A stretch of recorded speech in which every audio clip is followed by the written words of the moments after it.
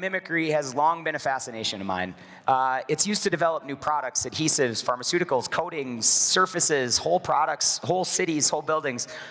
Biomimicry is amazing. And there's a lot to be learned through the practice of biomimicry, which is why I'm so excited about this next talk. So please join me in welcoming Asha Singhal from the Biomimicry Institute to the Circularity stage. Asha.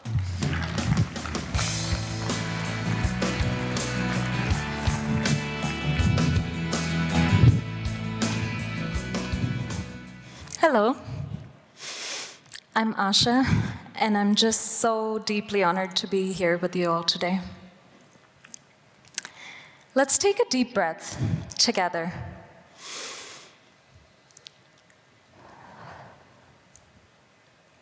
And now, I want you to imagine. Imagine you're walking through an old-growth forest. Sunlight is filtering through the canopy. The air is rich with life. Every leaf that falls, every twig on the floor, it's all nourishment. None of this is waste. In the forest, the end of one life becomes the beginning of another. Everything is transformed and everything contributes. Now, take a moment to ask yourself, what if our human-designed systems work the same way? This isn't just poetic, it's a necessity. We are living in a world that is deeply misaligned with what we hope to leave behind. I'm currently working on an initiative within the textile industry, and one thing it has made me acutely aware of is the staggering scale of waste we are creating. Each year, the fashion industry alone discards about 92 million tons of textile waste. That's about one garbage truck dumped in the landfills every second. Since I began this talk, roughly 80 trucks have been dumped in the landfills. And this is just one fact from one single industry. This waste, just like everything else on this planet, flows.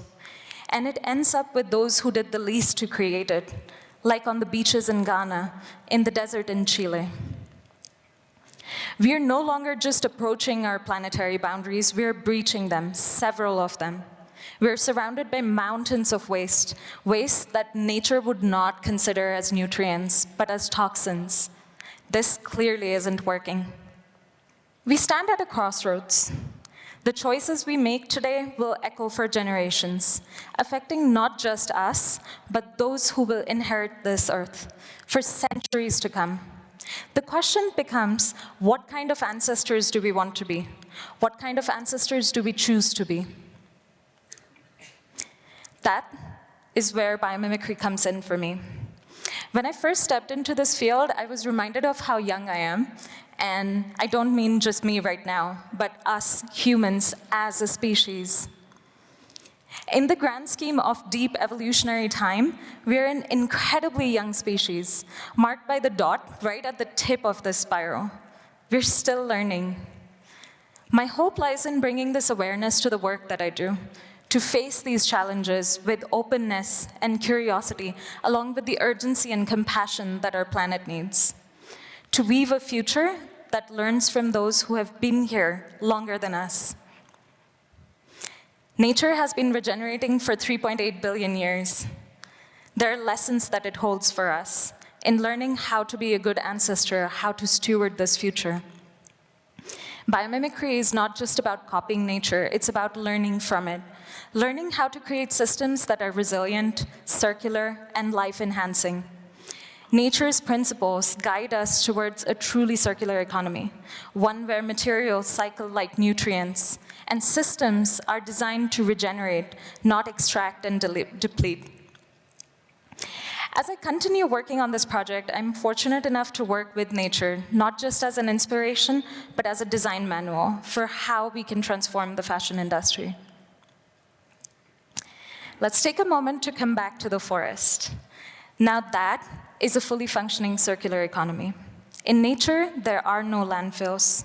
Waste from one system becomes a building block for another. A leaf that falls in the forest becomes food for critters or decomposes, and eventually fosters new growth and adds to the soil. Waste is not wasted. it turns into a resource, and decomposition provides the pathway for that circularity. Consider the tiny organisms that maintain the delicate balance of these ecosystems, the fungi, the bacteria, the insects. In nature's dynamic equilibrium, decomposers are just as important as the towering trees. Without them, fallen plants and animals would just accumulate, locking away nutrients and halting new life. When we create materials that these organisms can't recognize or break down, we disrupt this cycle.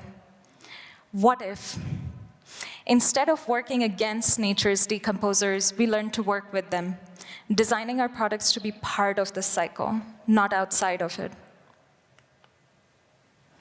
At the Nature of Fashion initiative at the Biomimicry Institute, we are putting these principles into practice.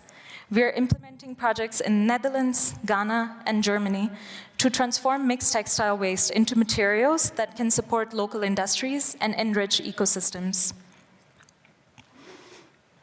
We are working with Circular Economy in the Netherlands and Beneficial Design Institute in Germany. Their focus is on rethinking waste as a resource, diverting it away from landfills and incineration. They're leveraging local solutions to convert bottom fraction mixed textile waste into building blocks for other industries. In Ghana, the OR Foundation is testing bioreactors to break down textile waste, turning it into materials that are compatible with natural cycles.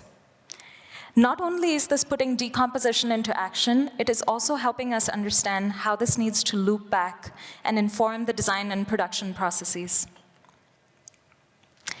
Imagine a world where the fashion industry leaves behind nothing but nourishment for the next cycle.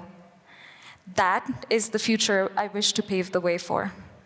And it's quite a process of transition for us to get from here to there.